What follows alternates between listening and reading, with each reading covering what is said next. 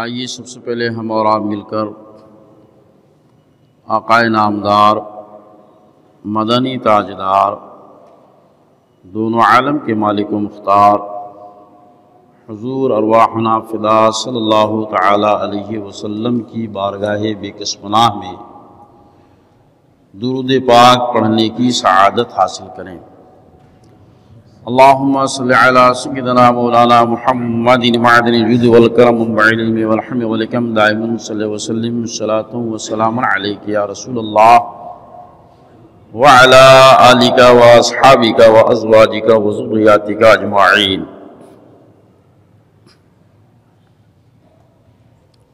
سامعین کرام،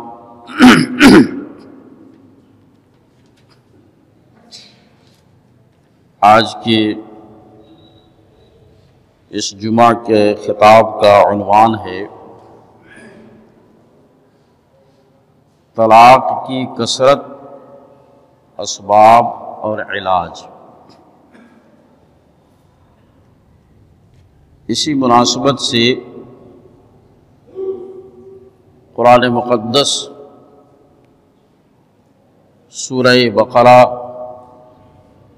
پارہ نمبر 2 کی آیت نمبر 228 تلاوت کرنے کا شرف حاصل کیا۔ اللہ رب العزت کا ارشاد ہے، اعوذ باللہ من الشیطان الرجیم، بسم اللہ الرحمن الرحیم، وَلَهُنَّ مِثْلُ الَّذِي عَلَيْهِنَّ بِالْمَعْرُوفِ وَلِلرِّجَالِ عَلَيْهِنَّ دَرَجَةٌ۔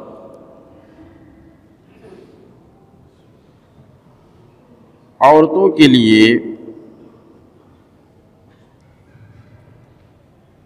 بھی حق ہیں جس طریقے سے ان کی ذمہ داریاں ہیں، اور مردوں کو عورتوں پر برتری حاصل ہے۔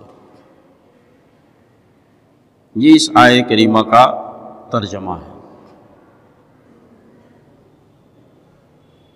سامعین کرام، ہمارا یہ آپ کا آئے دن کا مشاہدہ، تجربہ اور احساس ہے، آج ہی نہیں بلکہ شروع سے انسان امن و سکون اور اطمینان و چین کا متلاشی رہا ہے، اور صرف انسان ہی نہیں بلکہ حیوان بھی اپنے طور پر امن و سکون اور چین کے لیے سرگردہ رہتے ہیں۔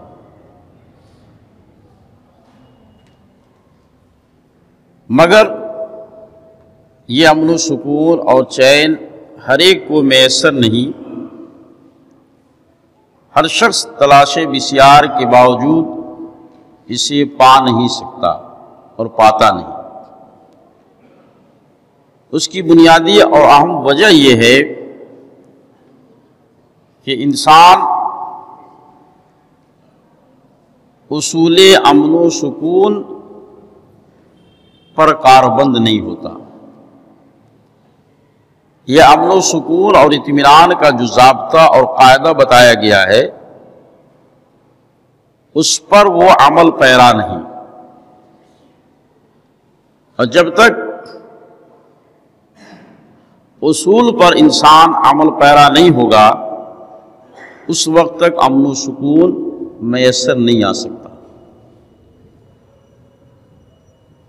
نظام عالم بھی اصول اور ضابطے کے تحت قائم ہے۔ دنیا میں جو کچھ ہو رہا ہے، یہ سیارے گردش کر رہے ہیں، ستارے گھوم رہے ہیں، چل رہے ہیں، چاند و سورج اپنے محور کے گرد چکر لگا رہے ہیں، یہ سب ایک اصول اور ضابطے کے تحت ہے۔ صدیاں بیت گئی مگر چاند کی رفتار اور اس کی روش میں کبھی کوئی کمی یا فساد پیدا نہیں ہوا، سورج کی روش میں کوئی گڑبڑی نہیں آئی، عالم کا نظام جیسے صدیوں پہلے چل رہا تھا آج بھی چل رہا ہے۔ کیوں؟ اس لیے کہ جتنے سیارے اور ستارے ہیں وہ سب اپنی روش کے اعتبار سے اپنے محور ہی میں چل رہے ہیں، جن کے لیے جو روٹ مقرر کیا گیا ہے اسی روٹ پر وہ چل رہے ہیں۔ آج ہمارے یہاں سماج اور معاشرے میں گاڑی ہے، ٹرین ہے، جہاز ہے، ان تمام کے لیے ایک روٹ اور راستہ مقرر ہے۔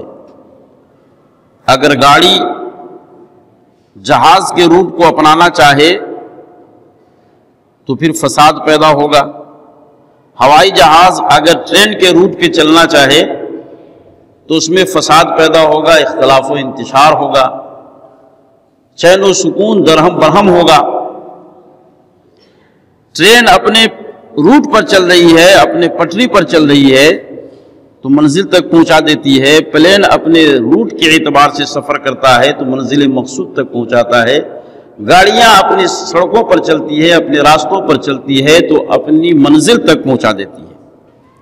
اور اگر ان میں آپس میں اختلاف انتشار ہو، ایک دوسرے کے حدود میں دخل اندازی ہو، ایک دوسرے کے حقوق کی رعایت نہ ہو تو پھر وہیں سے بگاڑ اور فساد پیدا ہوتا ہے۔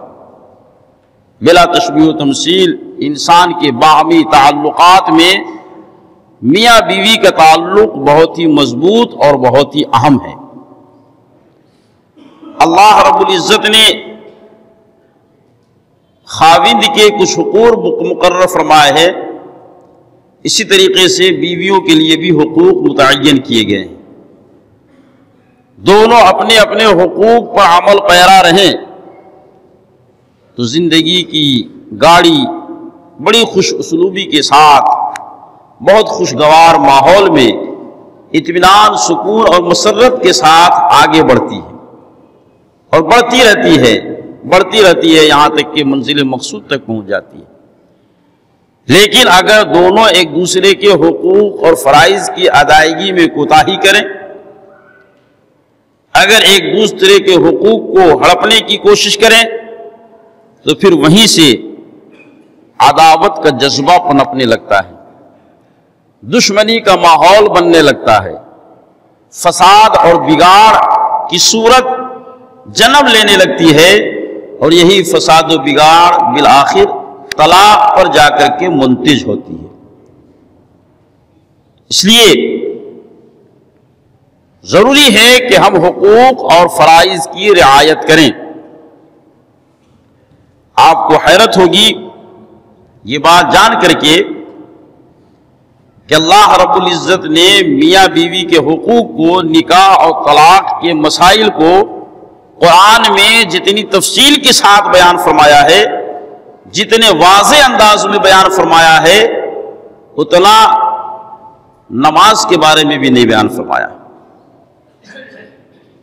نماز کے تعلق سے آپ قرآن مقدس میں تلاش کریں تو کہیں صریح انداز میں واضح طور پر آپ کو یہ حکم نہیں ملے گا کہ تمہیں 5 وقت کی نماز ادا کرنی ہے۔ فجر، ظہر، عصر، مغرب، عشاء کا واضح طور پر تذکرہ نہیں ہے۔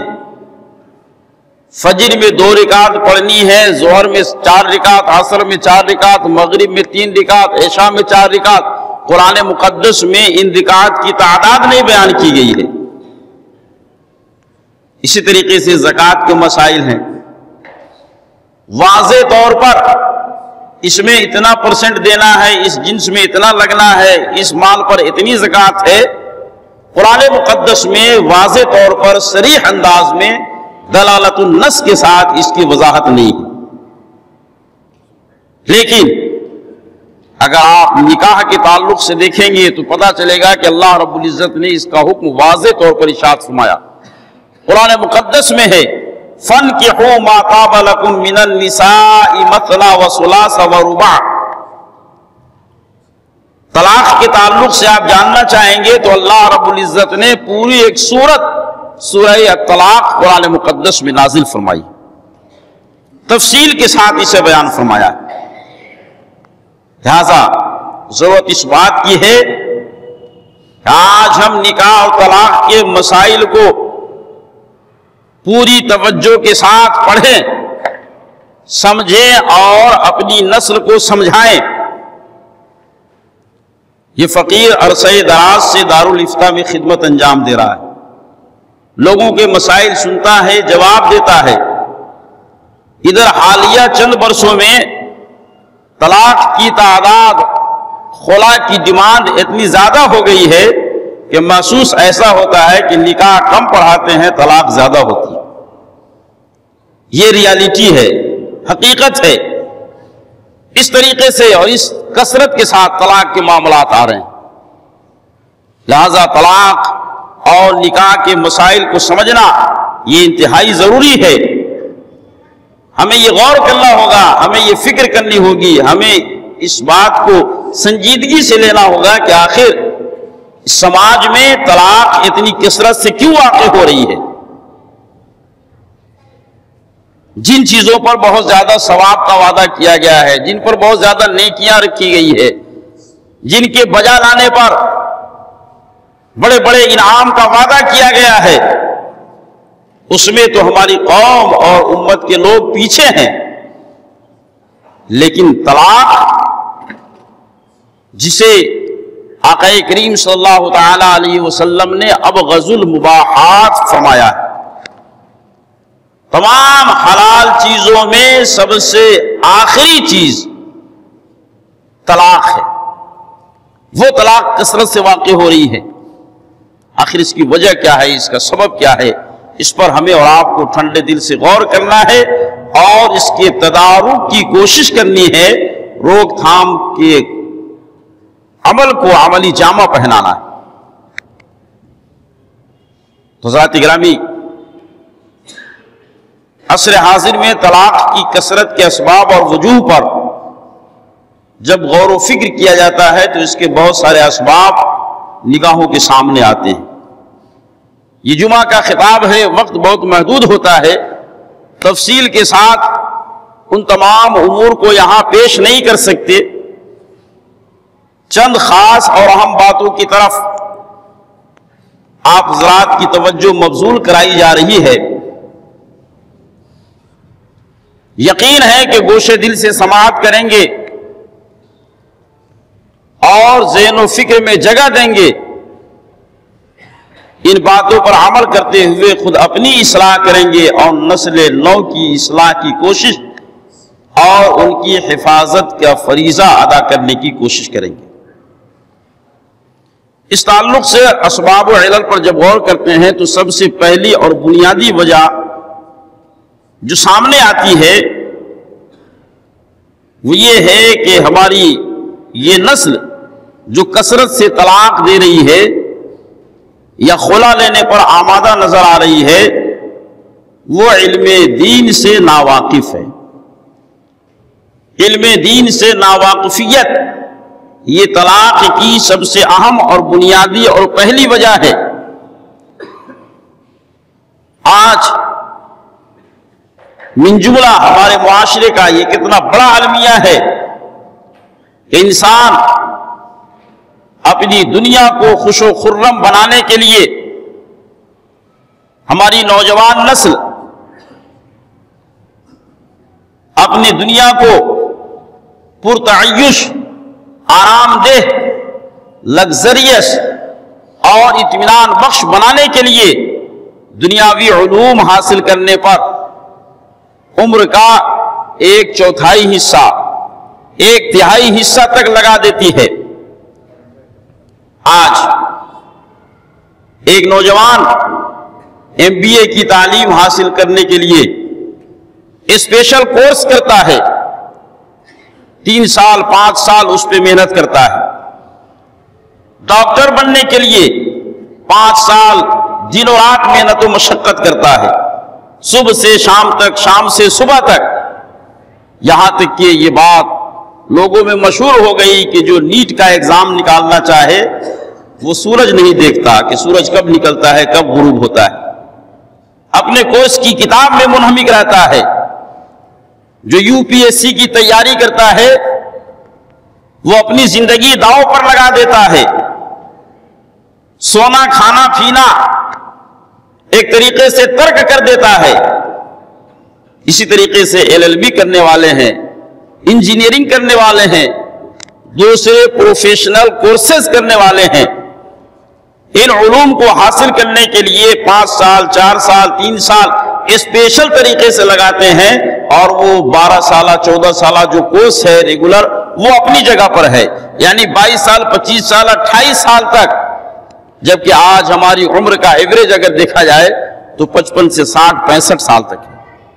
اگر اس طریقے سے آپ غور کریں تو 1/3 حصہ، کبھی کبھی اس سے زیادہ، ہم اپنی دنیاوی زندگی کو آرام دہ بنانے کے لیے اور دنیا میں آرام و سکون حاصل کرنے کے لیے لگا دیتے ہیں. مگر وہ علم جس سے ہماری دنیا کے ساتھ ساتھ ہماری آخرت سدھرنے والی، آخرت آباد ہونے والی ہے، قبر کی منزل جس سے آسان ہونے والی ہے، آخرت کے مراحل ہمارے لیے جس سے آسان ہونے والے ہیں، اس علم کی طرف ہماری ذرہ برابر توجہ نہیں ہے. اسی علم میں نہایت ہی واضح انداز میں اللہ رب العزت نے نکاح کا مسئلہ بیان فرمایا، طلاق کا مسئلہ بیان فرمایا. آقا کریم صلی اللہ تعالی علیہ وسلم نے نکاح و طلاق کے مسائل جن تفصیلات کے ساتھ بیان فرمائے ہیں، علماء محدثین نے اپنی کتابوں میں کتاب النکاح کے نام سے پورا ایک چیپٹر مقرر کیا ہے، جو سینکڑوں صفحات پر مشتمل ہے، جس میں ایک ایک جزیہ کو بیان کیا ہے کہ کس طریقے سے زندگی کو پر مسرت اور پر سکون بنایا جاتا ہے. خود ہمارے اور آپ کے آقا صلی اللہ تعالی علیہ وسلم نے اس طرف رہنمائی کی ہے، نوجوانوں کو متوجہ کیا ہے.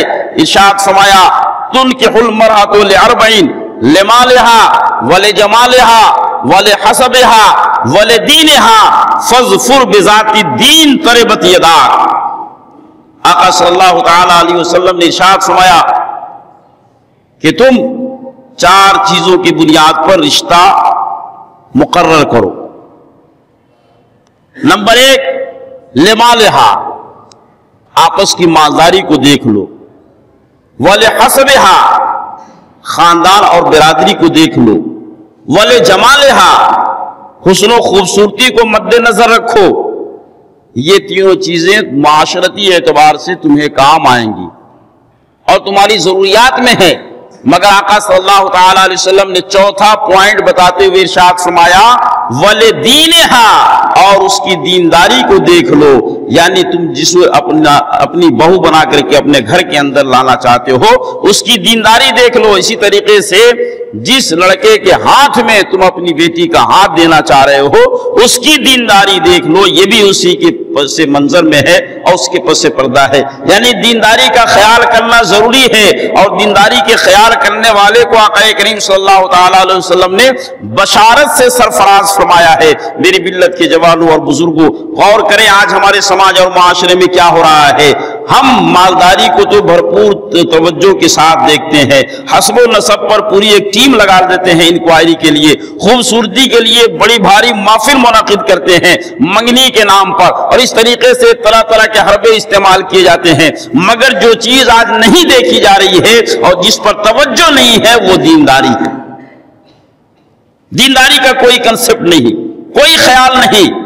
حال یہ ہے کہ لڑکا MBA پاس ہے، MBBS کر چکا ہے، لا اور انجینئرنگ کر چکا ہے، بی ٹیک میں اعلیٰ نمبر لایا ہے، مگر اس سے پوچھ لیجئے کہ بیٹا وضو میں کتنا فرض ہے تو اسے پتا نہیں ہوگا. پوچھ لیجئے غسل میں کتنا فرض ہے تو اسے معلوم نہیں ہوگا. نماز کے فرائض و واجبات تو اپنی جگہ پر ہیں. یہ خود اس فقیر کا ذاتی مشاہدہ ہے. خود آپ اپنے سینے پر ہاتھ رکھ کر کے دیکھیے کہ آپ میں سے کتنوں کو ان فرائض اور واجبات کے بارے میں معلوم ہے، نماز کے شرائط کے بارے میں معلوم ہے، نماز کے مستحبات اور سنن کے بارے میں معلومات ہے. جب دین کے بارے میں یہ غفلت ہوگی تو پھر ٹھوکر تو کھانا ہی ہے، پریشان تو ہونا ہی ہے. پھر اس کے بعد جو حالات ہوتے ہیں ان سے دوچار ہونے کے لیے تو تیار رہنا ہی پڑے گا. لہذا اگر ماں باپ یہ چاہتے ہیں کہ ہم اپنے بیٹے اور بیٹیوں کی زندگی پرسکون بنائیں اور آنے والے دنوں میں طلاق جیسے لفڑے میں نہ پڑے، خلا کے معاملات سے دوچار نہ ہونا پڑے، آج ہی سے انہیں عہد کرنا پڑے گا کہ ہم ان بچیوں کو دین کی تعلیم سے آراستہ کریں گے، تاکہ دین انہیں بتائے کہ ماں باپ کے جہاں تمہارے اوپر حقوق ہیں وہیں پر شوہروں کے حقوق بھی ہیں، اور لڑکوں کو یہ بتائے کہ جہاں تمہارے ماں باپ کے حقوق ہیں وہیں پر تمہاری بیویوں کے بھی حقوق ہیں۔ جب دونوں ایک دوسرے کے حقوق کو پہچانیں گے، جب دونوں ایک دوسرے کے حقوق کی رعایت کریں گے، تو انشاءاللہ العزیز یقین ہے کہ حقوق کی رعایت، فرائض کی ادائیگی سے یہ زندگی خوشگوار زندگی گزرے گی اور اطمینان و سکون کے ساتھ زندگی آگے بڑھتی رہے گی، اس کی نوبت نہیں آئے گی۔ اس لیے دینی تعلیم کو اپنے سماج اور معاشرے میں عام کیجئے، بچوں کا خاص وقت نکال کر کے انہیں دین کی تعلیم سے آراستہ و پیراستہ کیجئے۔ دوسری بات جو طلاق کے تعلق سے بہت زیادہ اسے آسان بناتی ہے اور طلاق واقع ہونے کا سبب بنتی ہے، وہ ہے شوہر اور بیوی کا شکی مزاج ہونا، ایک دوسرے پر شک و شبہ کرنا۔ زندگی کی گاڑی گزارنے کے لیے ایک دوسرے پر اعتماد کرنا یہ انتہائی ضروری ہے۔ شوہر کو بیوی پر اعتماد کرنا ہوگا، بیوی کو شوہر پر اعتماد کرنا ہوگا۔ جب ایک دوسرے پر اعتماد کریں گے تب یہ گاڑی خوش و خرم آگے بڑھے گی، ورنہ جہاں بے اعتمادی پیدا ہوئی تو پھر وہیں سے باتیں بننا شروع ہو جاتی ہے، سنی سنائی باتوں پر عمل شروع ہو جاتا ہے، آپس میں ناچاقی پیدا ہونے لگتی ہے، آپس میں کھٹاس پیدا ہونے لگتا ہے، اور پھر یہی آگے چل کر کے بڑے زخم کا پیش خیمہ ثابت ہوتا ہے، یہاں تک کہ طلاق کی نوبت آتی ہے۔ اللہ تبارک و تعالیٰ نے سورہ حجرات کی پارہ کی آیت نمبر 12 میں ارشاد فرمایا، یا ایھا الذین آمنوا اجتنبوا کثیرا من الظن ان بعض الظن اثم ولا تجسسوا، اے ایمان والو اجتنبوا کثیرا من الظن، زیادہ بدگمانی کرنے سے بچو، فإن بعض الظن اثم، اس لیے کہ بعض وہم و گمان یا بدگمانی یہ گناہ ہے، ولا تجسسوا، اور ایک دوسرے کی ٹوہ میں نہ لگے رہو۔ یہ قرآن مقدس کا ارشاد ہے، اور آقا کریم صلی اللہ تعالی علیہ وسلم نے ارشاد فرمایا، بخاری شریف مسلم شریف دونوں کی روایت ہے، آقا فرماتے ہیں ایاکم والظن فإن الظن اکذب الحدیث۔ آقا کریم صلی اللہ تعالی علیہ وسلم ارشاد فرماتے ہیں کہ تم لوگ کثرت وہم و گمان سے بچو، گمان سے بچو، خیال کرنے سے، بدگمانی سے بچو، اس لیے کہ یہ وہم و گمان بہت جھوٹی بات ہے، بڑی جھوٹی بات ہے، یعنی اس سے ایسی بات جنم لیتی ہے کہ جب اس کی تہ تک پہنچا جائے تو معلوم ہوتا ہے کہ یہ تو صرف جھوٹ ہے، اور یہ غلط فہمی کی وجہ سے ہو گئی، یہ صرف بدگمانی کی وجہ سے ایسا ہو گیا، اور معاملہ یہ ہوتا ہے کہ ادھر معاملہ بگڑ چکا ہوتا ہے، گھر میں آگ لگ چکی ہوتی ہے، خاندان تباہ ہو چکے ہوتے ہیں، برباد ہو چکے ہوتے ہیں۔ جب اس کی حقیقت تلاش کی جاتی ہے تو پتہ چلتا ہے یہ تو صرف بدگمانی کی وجہ سے ہو گیا، ورنہ تو کوئی ایسی بات ہی نہیں تھی، کوئی بڑا میٹر ہی نہیں تھا، بہت معمولی بات تھی، بدگمانی میں معاملہ یہاں تک پہنچ گیا۔ اس لیے بدگمانی سے بچنا چاہیے، ایک دوسرے کا اعتماد حاصل کرنا چاہیے، ایک دوسرے پر اعتماد کرنا چاہیے۔ مسلم شریف کی روایت ہے کہ ایک مرتبہ ایک صحابی رسول آقا کریم صلی اللہ تعالی علیہ وسلم کی بارگاہ میں حاضر ہوئے، اور انہوں نے اپنے نومولود بچے کے تعلق سے شک ظاہر کیا۔ آج بھی ہمارے سماج معاشرے میں ہوتا ہے کہ بچہ اگر تھوڑا سا ہلکے کلر کا ہو گیا، تھوڑا سا ڈارک کلر کا ہو گیا، تھوڑا سا دوسرے کلر کا ہو گیا، تو ماں باپ سسرال والے شک و شبہ کرنے لگتے ہیں معاذ اللہ کہ کلر میچ نہیں کر رہا ہے، آخر ایسا کیوں؟ اور پھر بہت ساری بدگمانیاں جنم لینے لگتی ہے، اختلاف و انتشار ہو جاتے ہیں۔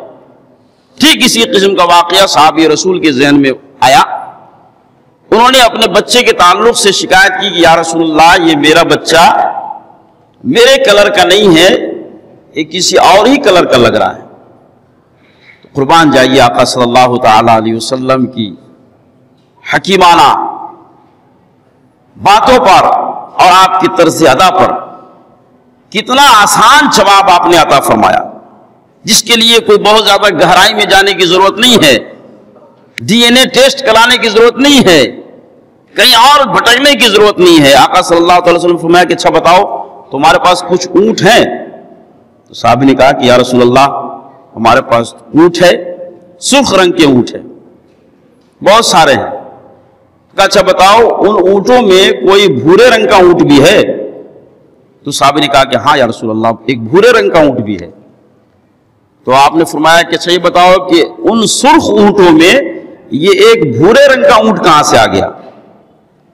تو صحابی نے کہا کہ یا رسول اللہ ہو سکتا ہے اس اونٹ کے آبا و اجداد میں سے کوئی بھورے رنگ کا رہا ہوگا، اس لیے اس کا کلر اس کے اندر آ گیا اور یہ بھورے کلر کا ہو گیا۔ تو آقا صلی اللہ تعالی وسلم نے فرمایا کہ بس اب ذہن صاف کر لو، ممکن ہے کہ تمہارے باپ دادا میں بھی کوئی اس کلر کا ہوگا جس کی رنگت غالب آ گئی ہے اور یہ بچہ اس کلر کا ہو گیا ہے۔ شک کرنے کی ضرورت نہیں ہے، شبہ میں پڑنے کی ضرورت نہیں ہے، اپنے دل کو صاف رکھو، اپنے وہم و گمان کو صاف رکھو۔ اس طریقے سے آقا صلی اللہ تعالی وسلم نے اس کے قضیے کو حل فرما دیا، اس صحابی رسول کو بھی اطمینان و سکون حاصل ہو گیا۔ میرے محترم بزرگوں اور دوستوں، پتا چلا کہ زندگی کے گاڑی کو پرمسرت انداز پر آگے لے جانے کے لیے ایک دوسرے کو اعتماد میں رکھنا، ایک دوسرے پر اعتماد کرنا یہ ضروری ہے۔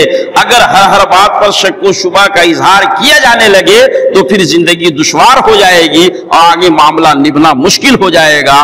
اس لیے اعتماد ایک دوسرے پر ضروری ہے۔ انشاءاللہ اس کے 2-4 خاص اور پوائنٹ ہے، اس پر اگلے ہفتے گفتگو ہوگی۔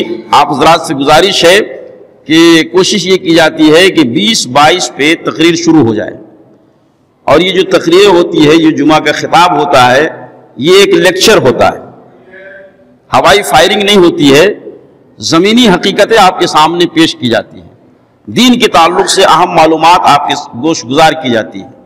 ان خطابات کو تیار کرنے میں جگر کابی کی جاتی ہے، محنت کی جاتی ہے، مشقت کی جاتی ہے، 1 ہفتہ لگا جاتا ہے، تب آپ کے سامنے آدھا گھنٹہ ہم بولتے ہیں۔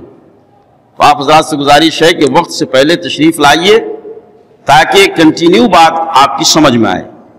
وہ اسٹوڈنٹ جو آدھا پیریڈ نکلنے کے بعد کلاس میں جاتا ہے، وہ ساری باتیں اس کے ماتھے کے اوپر سے گزرتی ہے، سمجھ میں نہیں آتا کہ کیا کہہ رہے ہیں، کہاں سے بات شروع ہوئی ہے۔